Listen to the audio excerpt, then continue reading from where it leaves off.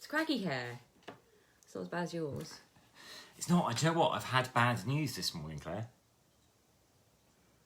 You can't put your hair in a ponytail yet? No, I've read that barbers are going to be open from July the 4th, which would have made me happy, but I'm getting strangely attached to my mop hair.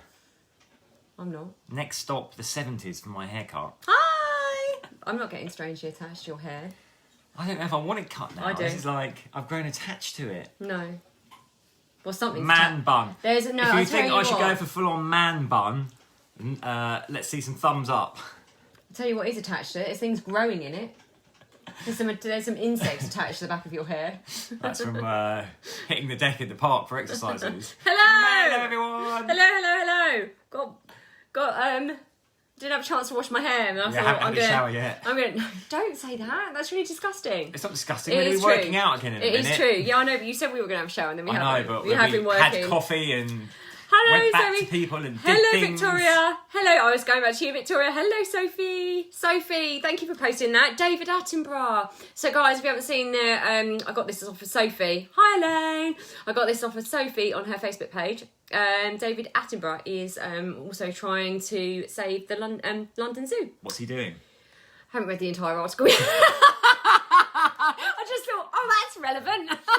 I'll post it. I noticed no one gave a thumbs up like for a a man bun. Hi again. Victoria, I love that you've gone through everything in the programme. You got all those questions. That's amazing. I know. So You're I on hope, course. I hope you don't Yeah. mind us saying this, Victoria, to everyone. But oh, hi, Jackie. Bulk powder's buying. Yeah, get in there. So Don't get distracted though. Victoria is joining our 60-day programme. That starts tomorrow. Wait, you can start at any time, but you're starting it tomorrow with a new group of people, which is really exciting. And I'm going to embarrass you now, Victoria. I'm not, because I'm saying it from the heart. I'm a Virgo as well. Virgo! Virgo! She's like, we just need to know. We need to know when things are happening, how it's going to roll out, just so we're prepared. I know. What I meant, don't get distracted from this. I mean, don't get distracted in bulk powder. So you go in and suddenly you're like, ooh, what's that? What's that? Well, for me personally, I can spend hours poking around in there looking at all different supplements. Because you're like a magpie. You're like that. Ooh, look at that. Ooh, look at that. Hours later, I'm doing all the work. Joking. Right, guys, there's loads more of you here. Jackie, how are you? Really nice to have you here, darling. Just bulk I powder's thought we fine. might not see you, Jackie. I thought you might have overindulged on your Clockwork Orange watching festival. I love the fact that you love Clockwork Orange. Hi, Lisa. Hello. Right. Me too. I know, Yeah. and Rihanna, exactly. Rihanna, so welcome. you getting all excited for tomorrow It as all well. kicks off tomorrow. So Victoria and Rihanna, you're morning again. Susanna. You're part of the group, so it's really nice to have you both here. So we're going to talk about goals today, this morning. It is still this morning. Very important. It's only 10:30. Yes, so we often do a goal setting and habits workshop. We did habits on the last retreat, so we're not going to really touch on those too much. But we always do a goal setting workshop on our virtual. Hi, Jenny. Lovely to have you here. Hey. Hello. Looking forward to speaking to you on Monday. Oh, you're a Virgo as well, Rihanna. Oh, wow. There's a lot of Virgos. We've got 2 on the programme starting tomorrow. I'm slightly scared now. That's 3 Virgos on 1 Sagittarius. We'll have to find out where everyone else is in the group. Sarah, good morning. Good morning. So we always do a workshop on our retreats, our physical retreats in Ibiza and Marbella. On goal setting and habits. But as I said, we did a habits one, I think it was last time. So we're going to kind of touch on goals and actually take a different twist that you might not really have thought about before. And I'm going to leave it there actually, because it's exciting, because this is something that we've discovered. I certainly have on my own journey of setting goals. And it's something that I then decided to research and stuff. And actually, as soon as I've done the trick that we're going to talk to you about, I actually started to achieve my goals a lot more freely and fluidly. So let's get on to why it's important to set goals. Yeah, why set goals at all? And that might seem like a really odd question. Getting hot again now. Yeah, it's getting warm in here. But here's the thing, those of us that work or have worked are probably so used to setting goals in that corporate setting, right? You know, targets, performance goals, reviews, all that kind of goals. stuff. But how many of us actually set goals for our personal life? With that's around we can focus on health today, obviously, because that's what the retreat's about, our health and our fitness. But any kind of personal goals, like, oh, I want to be in this place in 3 months' time, in 6 months' time. Most of us don't do it, which is crazy when you think about it, because your life generally is a lot more important than the work. Yet you're probably running around setting lots of goals and performance targets for work, but not for your personal life. Exactly, and we always relate it to saying, I want to be a millionaire, or I want to be slim, and blah, blah, blah. Well, that's fine. That could be classed as a goal. We all want to stay nice and fit and healthy and slim, potentially. We all want to be wealthy to some degree.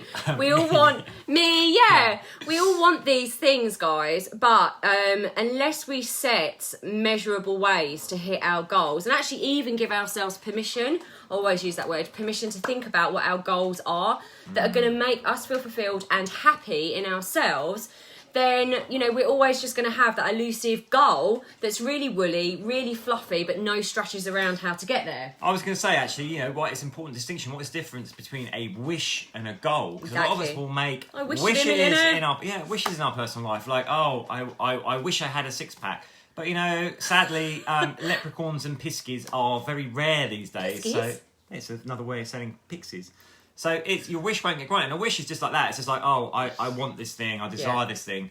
A goal is wanting and desiring it, but working out the strategy to achieve it and getting an emotional connection to it. So that's what we're going to go into. Exactly. And so what we're going to do, we're going to ask you, actually, just to have a think now. Oh, hi, Susie. Hey, Susie. We're actually going to have a think about a goal that you want around your physical and mental, or both, emotional well-being. So I just want you to have a moment. You don't need to write it down in the comments, because obviously this is a bit weird. Normally when we're in a group of people, we spend a bit of time writing those down and then sharing them if people feel comfortable. But we're just going to ask you to have a think about what is your number one health and well-being goal right now. Okay. So we're going to have a think about that. And one of the reasons why you're having to think about that, I'm just going to explain why we actually do create goals. One of the reasons as well is to take it from being a wish to actually something that we can achieve. But another reason is it also breaks down the mountain into smaller steps. So a lot of people fail, and I hate that word, but don't achieve their goals because what they haven't done is broken it down into smaller chunks.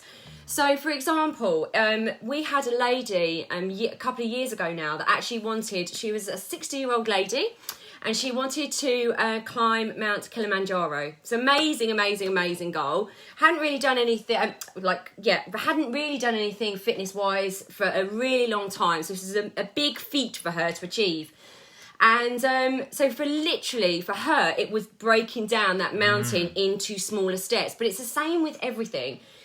If you look at something that you've never had before, so for example, like a massive business success, creating something that you really, really want in your life, something you've never had, or something that, feels like a long way off. If you don't make that goal into smaller steps, it's going to overwhelm you. And more often than not, it's actually going to stop you getting off the starting blocks. Yeah.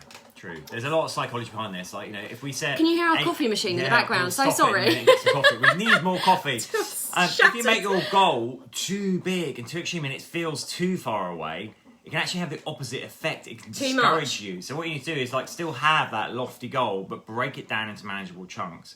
And the analogy of climbing a mountain is really apt, right? You focus on taking those steps. So you'll spend a week maybe going up that first 500 meters of altitude, then the next week, and it feels like you're not really going anywhere. Yeah.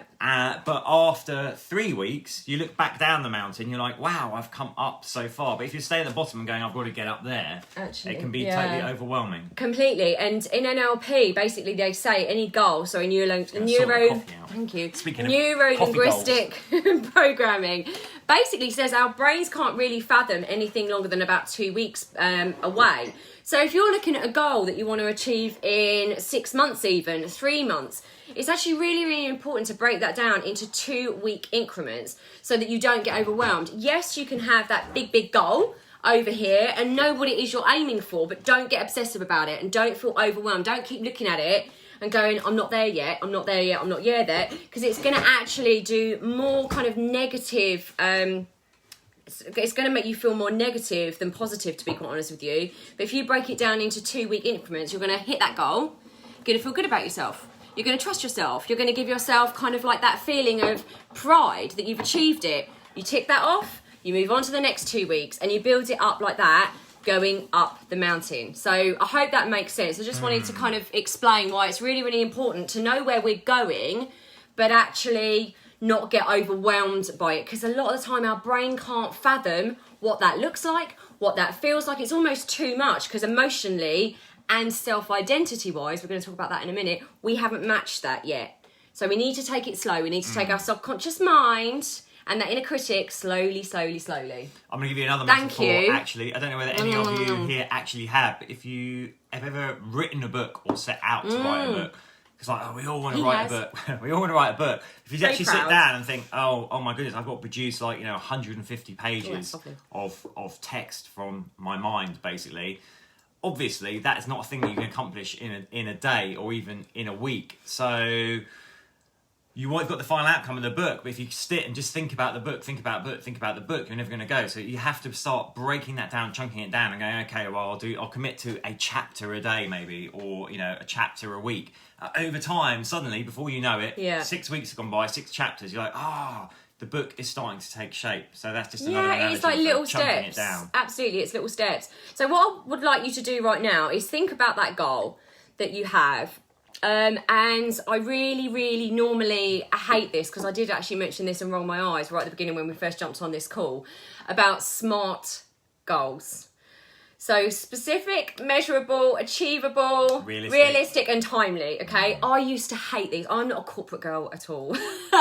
I found it very difficult working in a corporate environment for many reasons. But whenever anyone said, do SMART objectives for your team, I'd be like that, please, go away. And even though I really, really dislike the idea around it in a corporate setting, this is really important. I just would like you to just think about being specific with your goal right now, okay? So it's not necessarily just enough to say, I want to lose £5 in X amount of time. I'd like you to have a little think about how you might do that. So being a bit more specific, you don't have to do this all now. This is something you can go back to.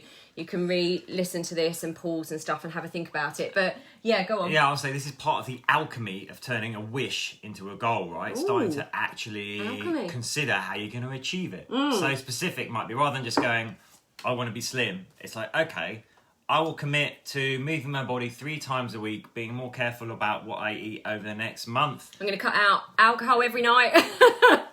But if I do that, I should lose a pound in the next 2 weeks. You're jumping ahead. Yeah, but I'm just a specific, Because the next bit that I'd like you to think about is it's not the bit in the middle. Be specific and also be timely. Do think about whether it's achievable and measurable. Yeah. It's all those things. That acronym actually is good to get you to really think about a goal. It is, even though it made me want to vomit.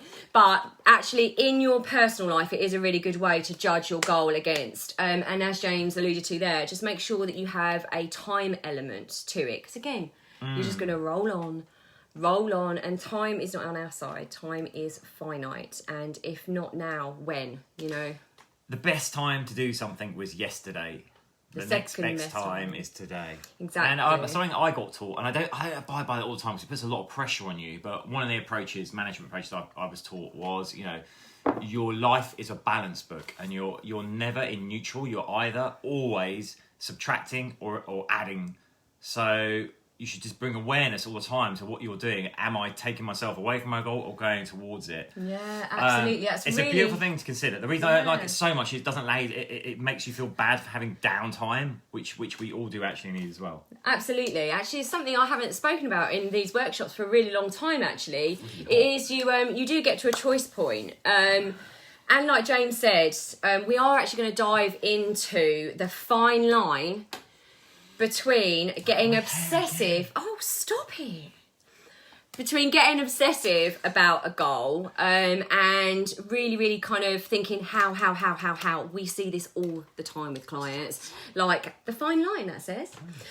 which is what I'm talking about now.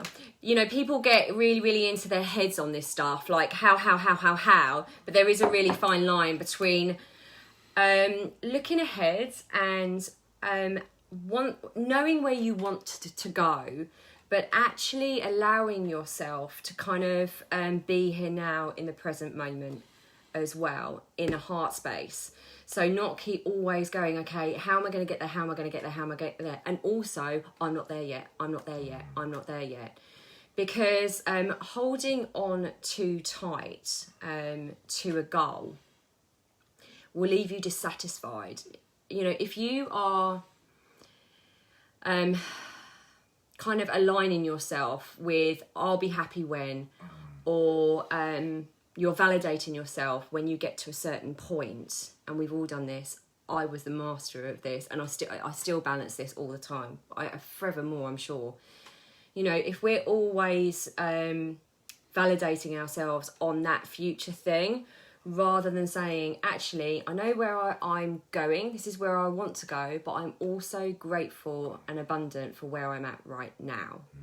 And being present in this moment right now, because without getting too deep, we do know, and again, this is a very philosophical thing to say, and it's very, you know, we know in theory, but it's harder to feel a lot of the time. We know the past is gone. We know the future, and nothing can be done about that. We also know that nothing can be done, really. The only thing we can really choose is how we react to our circumstances. Ryan alluded to this yesterday. You know, and we can choose in every single moment how we choose to think, feel, and act and move forward. But the only time we ever have is now. Now. So, of course, we're inbuilt as human beings, we're inbuilt to expand and grow and create and have adventures, and that's what we're searching for. We're not actually searching for things, guys. We're not. So when we're talking about goals, we're talking about how, and this is one of the questions that we always ask in our workshop, how is it going to make you feel when you reach that goal? Because the feeling is the thing you're after. Every time as human beings, it's the feeling we're going after. Yeah, exactly. Go, yeah. Yeah, it's the why. So actually, you know, with SMART, for us, we add another letter. It's SMARTY. You always just this. And just the makes it up on the spot. Not made up. No, I love it. The E is the that. emotion. So when we're doing personal goals, like work goals, it doesn't matter. When you say, oh, you know, you've got to hit this sales target or, whatever, your budget targets, there's not really an emotional context for that. But when it's a personal goal, what I want to encourage you to do is dig into the why and connect with the emotion of it. Because when you're emotionally connected to your goal, to the outcome, and there's loads of research supports this, you are much more likely to achieve it. Because here's the thing. If you are really emotionally attached to being fit for, I don't know, we had a guy that came and he was a retired boxer. And he was like, I want to get my fitness back up. I have one last fight left in me. And that was his thing. But when we really dug into it and peeled back the layers, it turns out his teenage son was a really promising footballer, like youth academy, but had a really bad injury and now had lost his confidence and spent his time playing videos in bed. And the guy was crying, going, I just want to train with my son and play with my son. And that was his why. And having that level of connection is a thing that, you know, when the alarm goes off at 5 a.m. and it's sleeting and you're like, oh, do you know what, I'll give it a miss today. You go back to your why. So that E of emotion on the end is really, really super important. It really so I is. encourage you, if you've written down your goal, add your why. And we won't have time now, but you might want to pile that back 5 layers, 6 layers. You often say, when you do coaching, you often say why. So anyone that's been coached by me, they'll be like that. Why is she asking why again? Good God. But it's a coaching thing. There's always another why, another why, another why. And actually, your subconscious mind does love questions, right? It's a curious little thing. Asking it why is this important to me? Why does this matter? Why does this matter to me? If it's to have a longer, healthier life so that you can see your children grow up, so you can see your grandchildren, so you can go and have adventures and travel the world. So these are all feelings. So that's why we always say it's completely right. I love that, SMARTY. It's the emotion of something, and that's what when we say to clients, you always have to keep going back to that. So when you want to get derailed, well, we don't want to get derailed, but when we feel like we're being derailed or something is going to take us away from our goal, it's always really important not to just be in our head, but come into our heart and go, actually, why do I want this? That's the thing, as James said, that's going to keep you moving forward. Sometimes you're going to go, oh, just, you know, we're all going to have highs and lows. As we always say, motivation and consistency is key, but at the same time, you're not always going to necessarily feel like that. But if you can connect with that why, it's really, really powerful. We always say motivation is incredible, but it is a finite resource. Like time. You know? Exactly. So, what was I saying? So, yeah, so basically, one of the things that I have noticed as I've got older is that whole feeling of having a goal, but knowing that the only reason I want that goal is to feel a certain way. And if you drill it down and you say why, it is just to be frigging happy and fulfilled. You know, it's not to have the big house. It's not to have, and I get it, you know, I can only speak for me, even though we have a business together, I can only speak for me, but the more I focus, I get emotional, on the feeling that I want to bring to every single thing I do. Every single day I wake up and I'm like, okay, what feeling can I bring to this day? Yes, I have a goal of what I want to do and what I want to achieve, but like, how do I want to feel today? That's what we're going after, guys. So how is it going to feel? What feeling am I going after when I'm trying to lose 5 pounds or I'm going to lose 5 pounds? What's the feeling I'm going after when I want to, you know, get to the top of that mountain? What's the feeling I'm going after when I don't feel as stressed every night and I'm reaching for the wine? What's that feeling?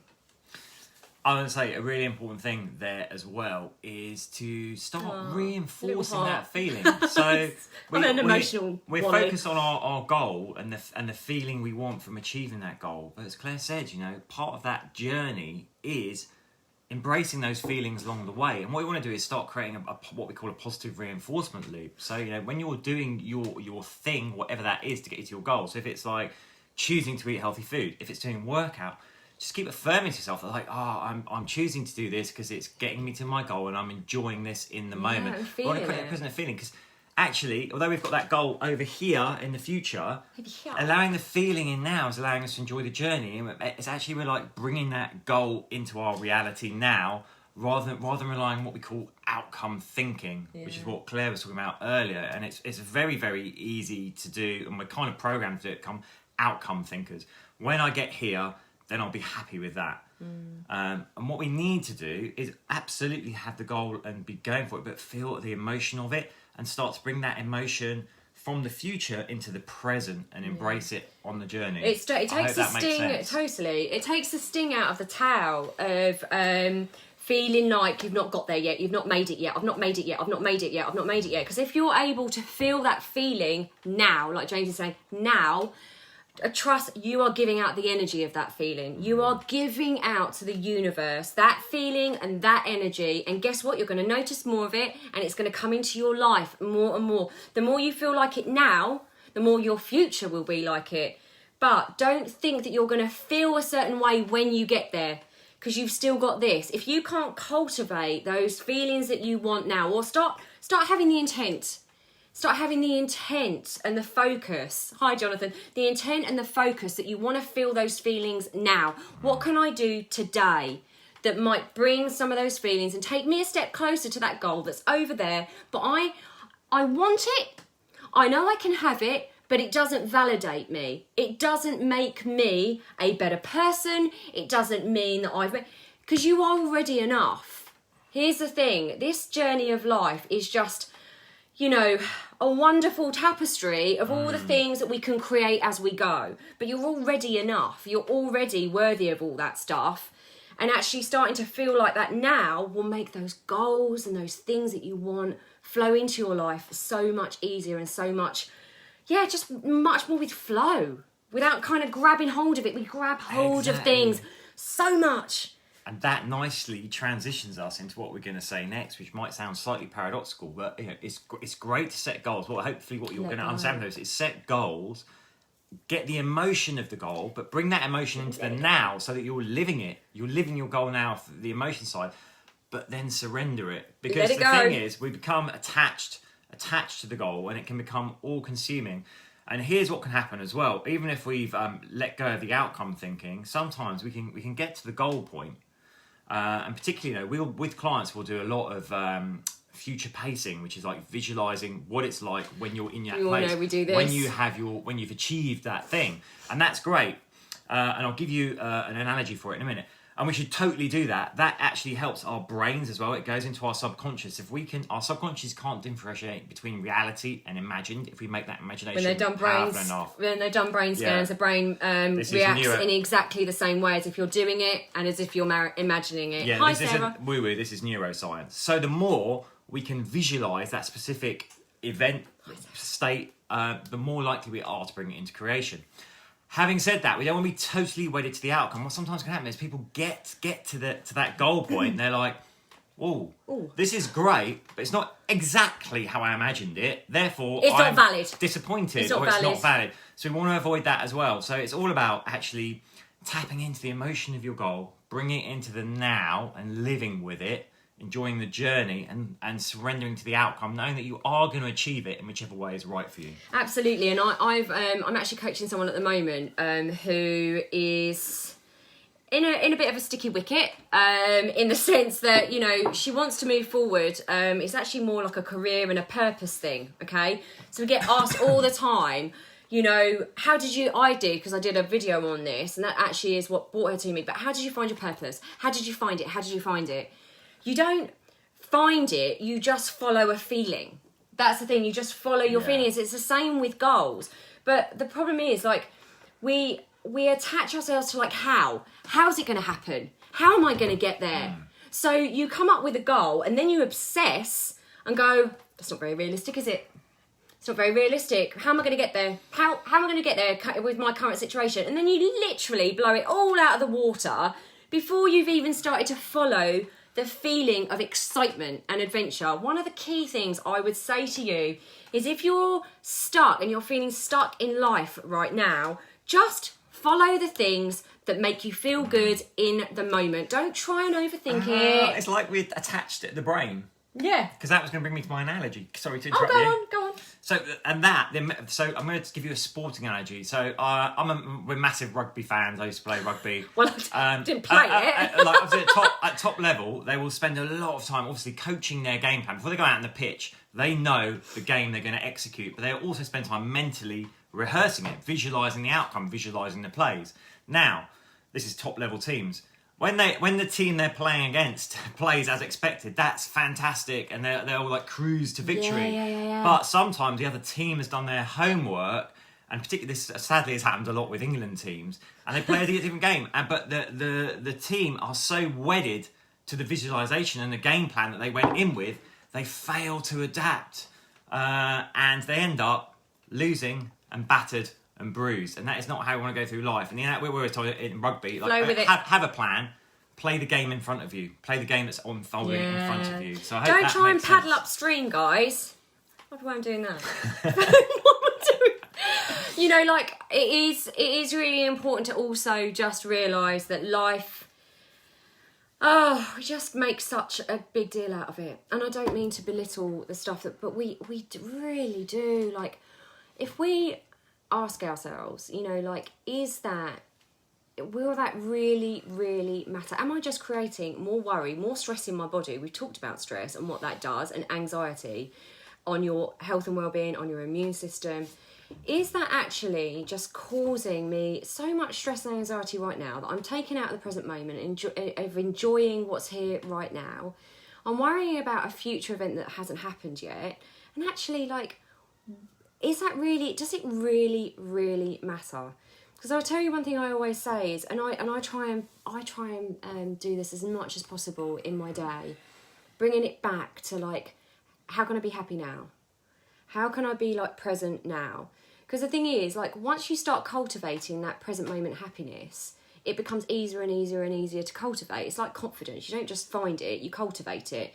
You know, like once you start kind of cultivating the looking around for things that make you feel happy in the present moment, or just focusing on the things that you can do something about now. Because, you know, as we've said, the only thing that you can control is your reaction to anything.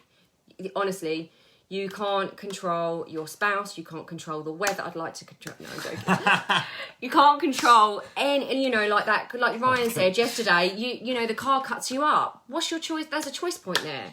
You go towards happiness, or you go away from happiness. We went to talk with an amazing guy just before lockdown in that church in Mayfair. Yeah, it was amazing about quantum physics. Quantum physics. We're such geeks. We're such geeks. So he was fascinating. I can't remember the guy's name, but he was basically had been a biochemist. Yes. And done a lot of work on cancer research. He became fascinated with placebo studies, which is basically, as you'll know, with clinical trials, some people get the real drug, some people get nothing. But you're seeing like massive numbers of people given nothing going into remission.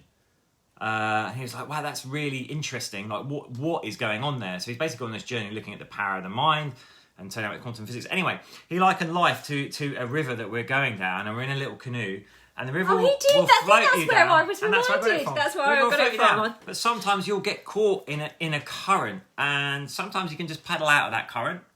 Sometimes it's too strong, and you've got to go where it takes you. And you can shape and control your life to a degree, but things are always going to come along. So that's where I was going with that. Absolutely. It is about, you know, not controlling, because sometimes control, I know we do use that a lot, but in this sense, not controlling how you feel, because you're allowed to feel how you feel. And again, we say this a lot. You know, don't shut the door on your emotions. Whatever those emotions are, they're valid. They are valid. So don't go, you know, I always liken this to the warrior woman, because I am one. James tries to be one sometimes. But, you know, like when you're a warrior woman, I know I've spoken to you about this, Sarah. When you're a warrior woman and you're just ploughing along, just got to get, you know, your feelings are valid. But at the same time, we need to flow with it. So if you're feeling sadness, feel sadness. Don't worry about getting lost in the sadness and feel like, you know, you have to stiff up a lip and get on with it. Feel it, but also just know it's taking you. It is a river. It is taking you. I truly believe this, because I've had this in my life. You understand life looking backwards. You don't understand it when you're paddling away fiercely trying to get out. But after a while, you're like, oh my God, that stream brought me here. So I know we're going a little bit off piece here with the goal thing, but it's the same stuff. It's like, know where you want to go down that stream, but know that it's going to take you all twists and turns, and they're meant to be. They're meant to be. You're meant to learn something about yourself. And all this time, you are growing, you are creating, you are experiencing. It's when you're not doing that. It is when you are numb. It is when you are getting up every morning and just going, oh, it's Groundhog Day. Oh my goodness. That's when you know you need to shift some focus in that day to doing something that brings you a little flicker of light. And, you know, it could just be something. If you don't know what your goals are, don't worry. Don't worry about it. Today, tomorrow, the next day, just get up and go, what did I love doing? What did I love doing when I was young?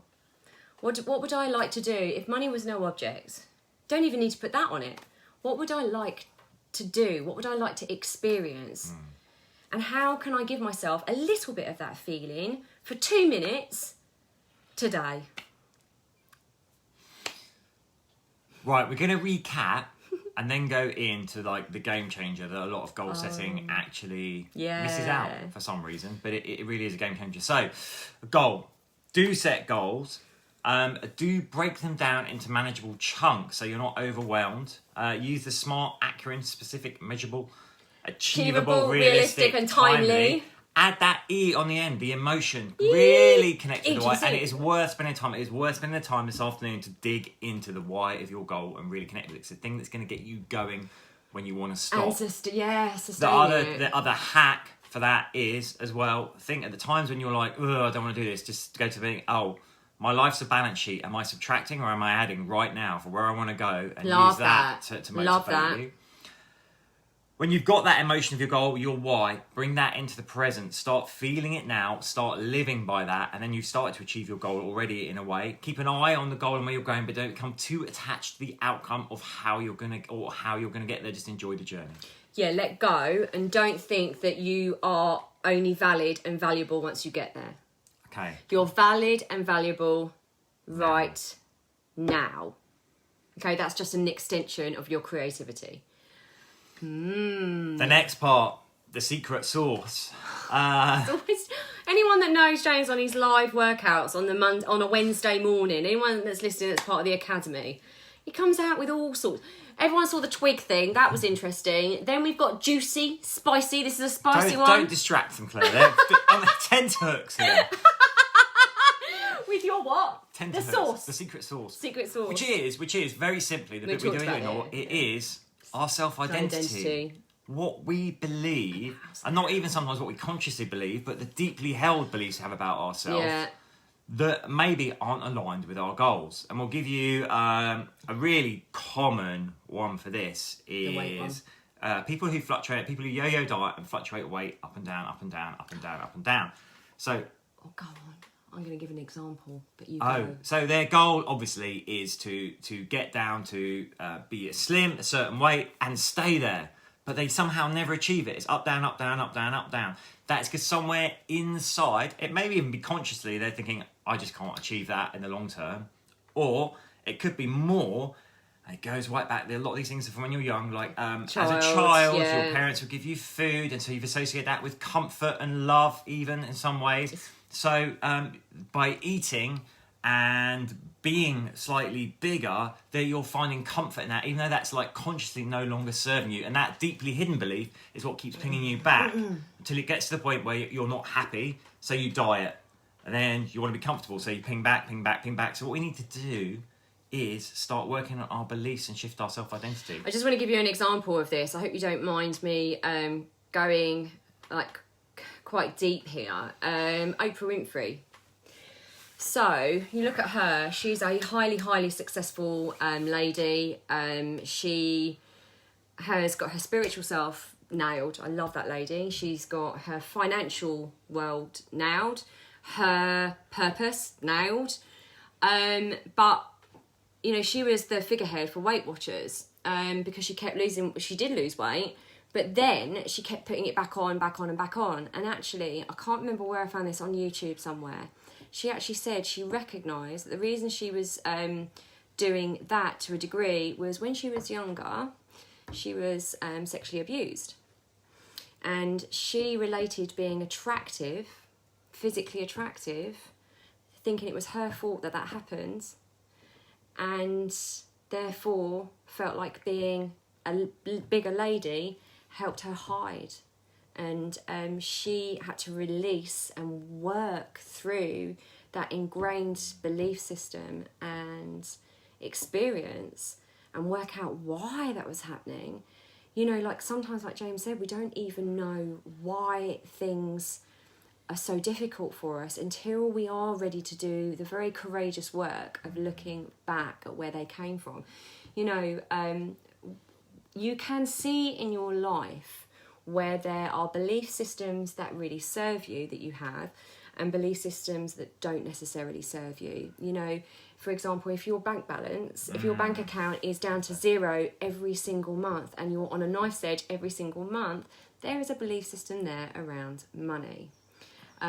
If you get to a certain level of success and then you do something or go on massive benders or decide to go on holiday for 6 months of the year, so you're creating success and then it all falls apart again. You're self-sabotaging your success, and again there's a belief system behind all that, and it is mucky work. It's not particularly, but here's the thing, like, we know that life is worth it and life is such a blessing and such a gift, and anything, I know for me, I've seen it in James as well, anything that's holding us back, we're willing to work on so that we can experience all the goodies in life that are there for us. But we just need to, work through those and start understanding. Even awareness is power, right? Just shining a bit of a light on something and understanding. I've done this with so many people recently, just shining a light on it and going, oh my God, that is why I do that.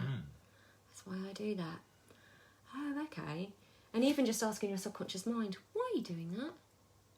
So practically, how do you achieve that? How do you start looking at what beliefs are holding you back? How do you start cultivating beliefs that carry you forward? It's deep work, but we'll give you the basics here. So you can do this for any goal, but let's go back to obviously your health and wellness goal you wrote down at the beginning. Look at that goal. I love this. Look at that goal that you've got written down there. And again, it's probably not time now, but this afternoon, do take time to think, what beliefs do I have about myself that might prevent me reaching that goal? If you've written down, you want to do a triathlon, but you've got belief there, it's like, oh, I'm lazy, I can't bother to do training. Is that a belief about yourself that's going to hold you back? And it's worth just spending time looking at those beliefs and peeling back the layers on them as well, to go as deep as you can and see what could come up for me to prevent me. Because it's about, like Claire said, bringing awareness to it. If you're aware of it, you can do something about it. When we're not aware, shutting the door, we can be blindsided by it. So beware. Sticky blasters. Next step is, when you're looking at those beliefs, you're like, okay, how can I start to shift those into beliefs that are going to work for me? So then what you could do, this is a lovely thing. Yeah, 2 ways you can do this. Like, the first one is look at the goal you want to achieve, again, your health and wellness goal, and just think to yourself, what would a person who had achieved this goal, what beliefs about themselves would they have, or would they be likely to have? And the second way of doing this, you can actually model it. So again, let's say you say, I want to be a really successful business person. You could be like, oh, Richard Branson, what kind of beliefs does Richard Branson have about himself around business? Obviously, we don't know, but you're using like an icon to model the beliefs that you think will give you success in that area. So, for example, your health and fitness goal, it might be like, oh, I enjoy working out. That might be a belief.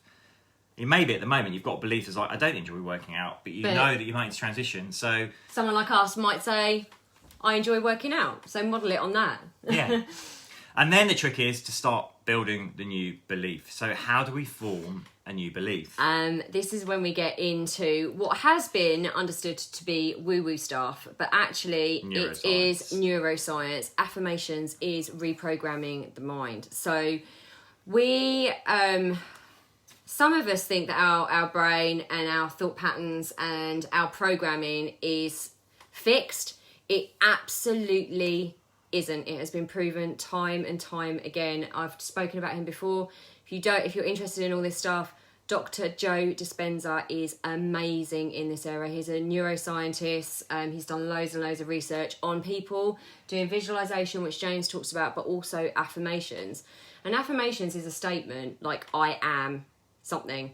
I am finding it easier to choose healthy food every day.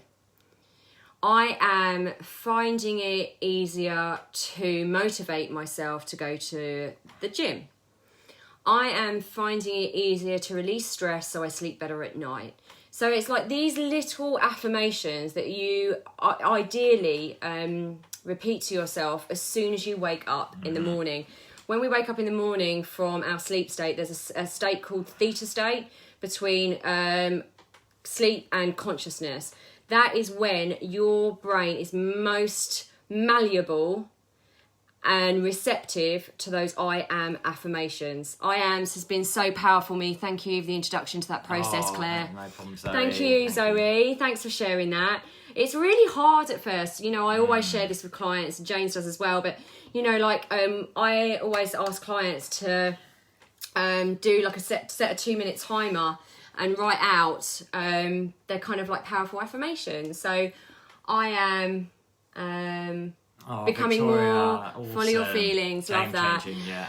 I am powerful, I am loving, I am kind. It can even be as simple as that, but just having a 2-minute counter and writing those out. And I know, Zoe, I know you don't mind me sharing this. When I first told you to start doing that, you came back to me, because we've been friends for a long time, you came back to me, and I know that you can be, or used to be, a little bit resistant to some of this stuff. And understandably, because it's unknown, it just seems like it might not work. It's a bit woo-woo and weird. Like, how's that going to help me? How's that going to help me right now? I'm in a situation I need help. But like, the I am is reprogramming your mind. And you said to me, it was really hard, and you just keep saying the same ones over and over and over again. That's fine. If you set a timer for 2 minutes and the only ones that are coming out is the same thing over and over and over again, that's perfectly cool. I'm telling you, after a while, like it did for Zoe, you'll start to have more and more flowing out. I am. And then actually reading them back out loud if you can, if no one's around and they think you're mad. I am, read them back out aloud so you can hear them back to yourself. It's really incredibly powerful. It's the game changer for most of my clients. If they take anything away from the mindset stuff, it's grabbing that pen and paper for 2 minutes and going bah, bah, bah, bah, bah, bah, bah, bah, and then reading it back to themselves. It's building your self-worth and your power. Yeah, I was going to add to that. Like again, like Claire said, that was stuff that was thought woo-woo maybe 20 years ago. Yeah, sorry, I went off with piece, advancing didn't I? technology, like it is proven neuroscience now. Basically, from a neuroscience or even an NLP perspective, like our beliefs and behaviours are a software that were imprinted in our mind. They're shaped off our experiences of the world, our lens, to basically run us on autopilot almost, you know, where our personality essentially is just a bundle of habits and beliefs. And we tend to think of those as ingrained, like Claire said. But the thing is, you can actually change them. And neuroscience, again, has shown this. If you keep affirming the same thing, basically what happens is, in the brain, we have neural pathways. So when we have a habit that's deeply ingrained, there's a thick neural pathway, meaning that the signals can travel really fast. It's your brain being super intelligent. It's like, oh, yeah, we'll just run this software super fast, super easy. This is the main thing. So why people have this thing in like 21 days to form a new belief or a new habit. You basically keep affirming the same thing over and over, and consistency is key. You can't do it once on Monday and again like the following Saturday. It's like going to the gym. You're trying to build that new neural pathway, and again, brain scans show that you will build new neural pathways and reinforce that belief. But the other part of this, the other side, is we can use a psychological theory, not theory, it's a fact called cognitive dissonance, which basically states we will always act in line with our beliefs. So our behaviour and our beliefs have to match, right? So when we're trying to build a new belief that's going to carry us forward, we want to reinforce it with the behaviour as well. So say, for example, your new belief is, I enjoy working out. Make sure you're going and working out. And here's where it gets to the magic of neuroscience. While you're working out, go, I'm really enjoying this. It sounds weird, but it actually works to reinforce it. I'll give you a flip example. You might find it helpful. I'll maybe try it after this. Affirm to yourself, I am totally healthy and respecting my body now, and try and eat something really bad for you at the same time. You'll struggle to do it because you create a dissonance there. We have to act in line. So the theory of cognitive dissonance says, like, if our beliefs and behaviours are out of whack like this, we either have to adapt our behaviour to our belief, or our belief to our behaviour. What we want to do, this is our new belief, bring that behaviour in line, reinforce, build the neural pathways, so we've got the mental side, but also build the new behaviour as well. Exactly, and I think I said this on the last workshop we did last month. 90% of our thoughts are the same as the day before. Scary. So 90% of your thoughts are the same as the day before. So guess what? If they're the same thoughts make the same choices. You make the same choices from that thought. Based on that thought, you make a choice. And then that choice is followed by an action. Then that action gives you a feeling, and the feedback loop gives you the thought. So you're constantly on this loop without even know it. Constantly, right? So if you want a goal, if you want to reach that goal or a feeling, if you want to have the feeling of doing something you love, have the feeling of being fit and healthy, have the feeling of being on purpose, you have to change that initial thought. You have to change that initial thought in order for the rest to follow. But also the feeling, it is a vicious cycle. The feeling is really important. So another little tip, when you're visualizing, don't just go, oh, I'm visualizing myself in the blah, blah, blah, blah, blah. Feel it. This is all about, how many times are we going to say it? Like Victoria just said, follow your feelings. If you feel it, there's a feedback loop to the thought. Then the visualization, it gets stronger and stronger and stronger. Then the neuroscience happens. Then the physical reprogram of those neurons will get thicker. You will literally create new neural pathways in your brain in line with the thought and the feeling and the actions, which all mould into one. Sarah's made a good point there. Sarah said vicious cycle, and that's true. And we tend to think of things like that's when when we've got like negative behaviours, like we can't stop eating the wrong kind of things, and that's a really common thing as well, right? You know, we feel maybe a little bit down, so we eat some chocolate to feel better. We feel a little better for a bit, then we feel guilty if we eat chocolate, so we feel down, so we eat some more chocolate, and that's a vicious cycle. Really important though, like as humans, we put labels on things as good or bad. They're not. Say that. And we're going off into deep stuff here. But even something like, you know, a habit we'd all know is bad, like smoking, and we'd label it a bad habit. At some point in your life, if you're a smoker, your subconscious has associated that habit with some form of comfort. Your subconscious always wants to protect you. It's just sometimes that protection, that comfort becomes outmoded for who you've become. Yeah. So be careful of attaching labels to stuff. But the thing is, vicious cycle, we can make it a virtuous cycle by making it roll in the way we want. And so it's like, oh, I'm eating healthily, so I feel better, so I'm doing more healthy things, so I'm going to eat more healthily, and then you're starting the cycle the other way. Yeah, it doesn't happen overnight, guys. Like the mental reps, sugar, yes, the mindset reps are a million times harder than the physical reps. You know, like I would say, well, here's the thing, controversial, but it's really not. Obesity, here. Yeah, sorry guys, we've gone off piece. I got so excited by this one. Obesity, yes, there's a societal part to play. There's sugar in everything, blah, blah, blah, blah. Like, there's so many. However, I'm telling you, having had an eating disorder and having struggled with my food and putting on weight, it is here.